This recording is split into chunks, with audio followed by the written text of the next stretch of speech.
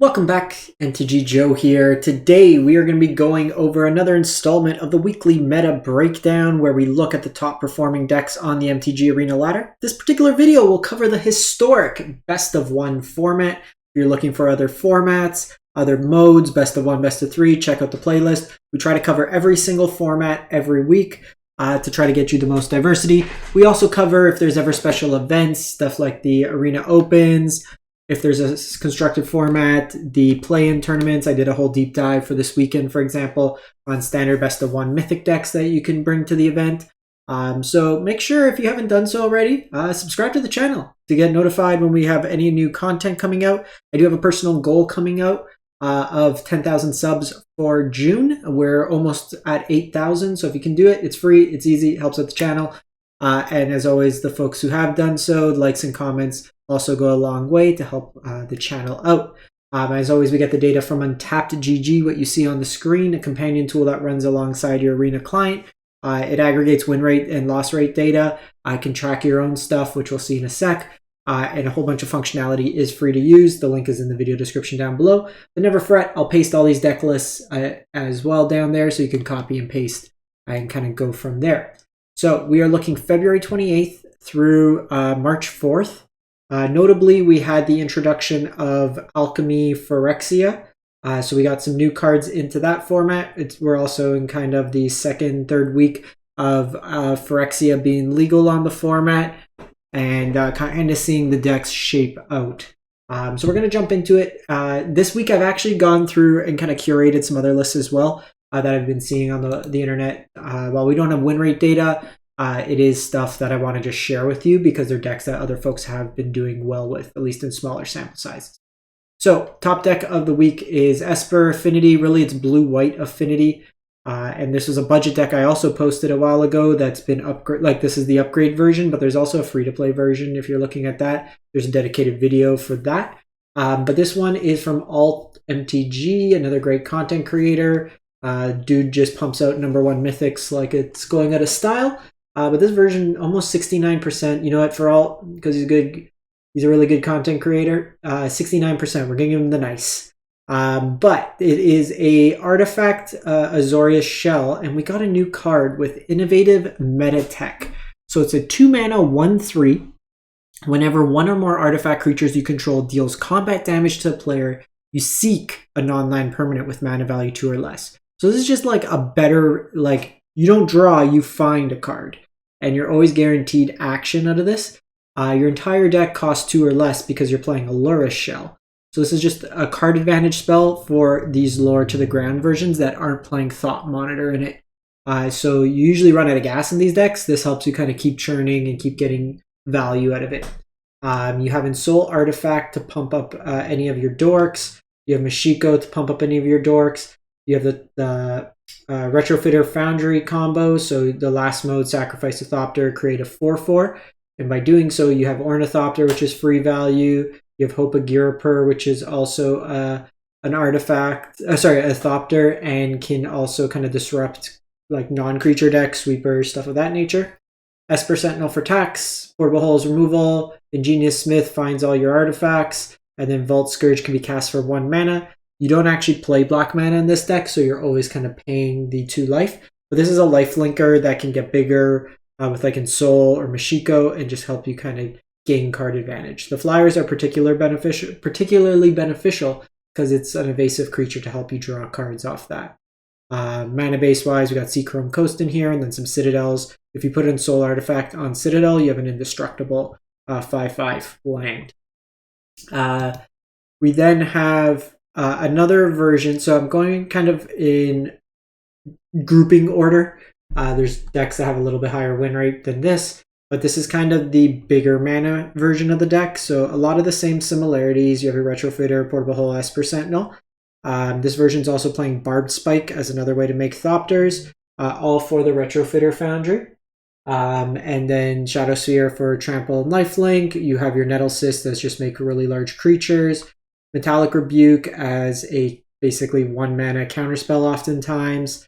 And then Thought Monitor is the card advantage engine in this deck. It gets affinity for artifacts, so this can cost as little as 1 based on the number of artifacts gets a discount. Still Ingenious Smith, still your Citadels, all that kind of stuff. You also have the Razor Tide Bridge in this particular list. So kind of similar elements. This one's probably more mid-range focused if you like that kind of elements. The Esper Affinity here, Blue-White Affinity, is more of an aggressive version. Sorry, I forgot to mention at the onset, this is Platinum to Mythic rank. Because we got like a new set in, I wanted to stretch the parameters. It's also the beginning of the month with March, so there's fewer people in Mythic. So if I put those filters on, I'm not getting as many. There's usually only about 100 to 200 people maybe Mythic at this point. So I am putting this as our filter. So then we go to actually kind of a cool one, Dimir Mill, 65% win rate. And the biggest thing with this deck, honestly, is Mill players are finally playing interaction. A lot of times you see these decks and it's people just type the word mill into the search bar and add everything and then have no interaction whatsoever. But you have like Ritual Soot, Shieldred's Edict, Fatal Push, Drown in the Lock could be removal spell or counters. So you can actually, and Baleful Master, you can actually interact with what your opponent's doing. You mill your opponent with like the Ruin Crabs, the Founding of the Third Path, and then this also lets you flash back stuff. Glimpse the Unthinkable mills for 10, Maddening Cacophony mills for 8, Mesmeric Orb mills whenever your opponent untaps with permanence. Tasha's, if you look at all these Lurrus decks, low mana cost decks, can take out huge chunks of their library. And then you have Jace, the Perfected Mind, as a way to either mill, draw cards, kind of fog your opponent for 3 damage each turn, and then it's even if you just cast it for 4 mana, it's 4 mana mill 15 if you want to kind of go that route there. Additional mill in your Ipnet Rivetet. You have Scavenger Grounds for Graveyard Hate, as well as the Cling to Dust. And then Fable Passage is kind of combos with Ruin Crab to get you 2 instances of mill. So the next deck is a mono red burn, and then I'm going to show you my Boros Burn list that I've been having a lot of success with that I personally think is better. Another individual got fairly high mythic with it really quick this month.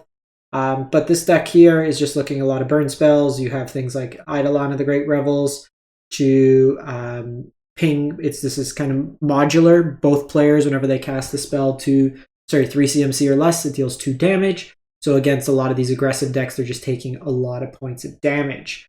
Soulscar Mage lets you shrink down things. Swift Sphere for kind of haste and prowess gets bigger. This version here is playing Torbrand to kind of double up on the burn spells. It's fine. I think it's a little win more. However, we have like Bone Crusher Giant. This could also break Sarah Paragon locks, stuff of that nature. And then Electrostatic Blast is kind of the card advantage engine.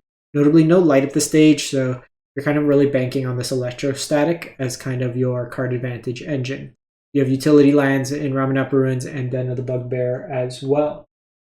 So my version, this list came from Binary Soloist originally and kind of tweaked it to my liking. But it's a Boros version of the deck. And we're basically just playing Boros for Lurrus as well as Lightning Helix. And now you're like, okay, you're getting more painful mana base, some tap lands perhaps, than the mono red, your less utility lands. But a lot of games with the Eidolon of the Great Revel, every card in your deck deals damage to you. So just having that lifelink helps you in a lot of the races, I find.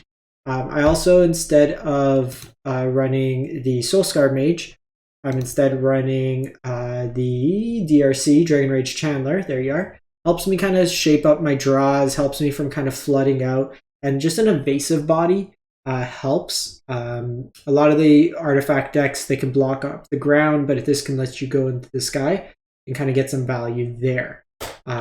Still the same effects, Kumanos, Static Discharges, this version. So instead of Play with Fire, I'm playing Melt Through. And the thought here is there's certain creatures with like more than 3 toughness. If there's a Shieldred, 4 toughness creatures, and like the artifacts, this lets me stack damage. So even if I don't have all the burn the first turn, I can keep burn stuck on it. While I lose the Scry, oftentimes this is going to be used on creatures anyways, so there's no difference. I just get the added bonus there. And then you have Light Up the Stage for card advantage. Skewer is the card, like, just give me Lightning Bolt. Skewer is fine, but I want Lightning Bolt. And then kind of a way back to like Ravnica. But Risk Factor is actually kind of useful in this deck. You can bin it with DRC, so you get kind of that value out of the graveyard. It puts your opponent in awkward situations where either they take 4 from it, oftentimes more because of prowess, but I usually hold this for later game where the decision is a lot harder and then you just kind of draw 3 cards off it. In terms of the mana base, I'm just on 1 Ruins because it was a little painful. And then because we have to accommodate having the Boros lines in there. I'm 33 and 16 with this. The hardest matchup is the blue-white affinity deck if they get a good draw. Esper Sentinel draws them a lot of cards, and dealing with 4/4s is tough. That was the hardest, and that's where kind of my losses are at. Some of these like white decks are the same. They just didn't play a blue spell. So that's why it's kind of showing there. Oh, and I lost a couple Reanimator decks, like turn 4 Sarah Paragon, and I just couldn't get like the right draws. But against like most creature decks, you just kind of bury them. It's really good against wizards, elves, even the mono red creature mirror. It's usually pretty solid in that matchup as well. And this is just another individual that got 56 mythic with it, playing the list here. So then going to Izzet Wizards. So this is another kind of aggressively slanted deck. You're using Wizard Synergy. This one's at 55% win rate this week. So you have like Symmetry Sage that anytime you cast instant or sorcery buffs up 3 power to like base power to your creatures. You have the Dreadhorde Arcanist that lets you flashback stuff from your graveyard, and then you pump up its power to flashback more expensive spells. Balmor gives your team bonus power and trample. And then you have things like haste and big power boosts, so your creatures can attack out of nowhere. You got burn spells, you got card advantage and Mentor's Guidance, Expressive Iteration, and Consider in this deck. And then just a couple decks I just want to feature. So this deck here got number 4 Mythic, very early Mythic in the season. 29 and 8 with it. This was in best of 3, but this is a deck that very easily can be played in best of 1. It's a Faithless Looting Liliana deck. That's a Reanimator deck. This was from Dari Potson. So what you're using this deck is you're kind of just milling over cards. You have both Unburial Rights and Cruelty of Gix. So you're putting cards in your graveyard with Liliana, with Fable the Mirror Breaker, with Seasoned Pyromancer, with Faithless Looting.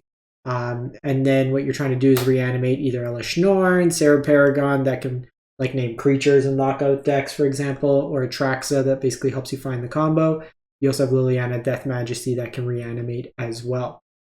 So it's kind of like a Rakdos Reanimator deck. There's a sideboard here if you're interested in playing in best 3. I'll just link this post. You can copy it in. And then another deck. I did a more detailed deck tech on this if you want to check it out. I'll just link that deck tech to go over each of the individual cards, what they do, stuff like that. But Kemba's Outfitter basically is a new card that came out that lets you set an equipment's equip cost to 1. So with Colossal Hammer, you can add 10 power. You can make a creature plus 10/10.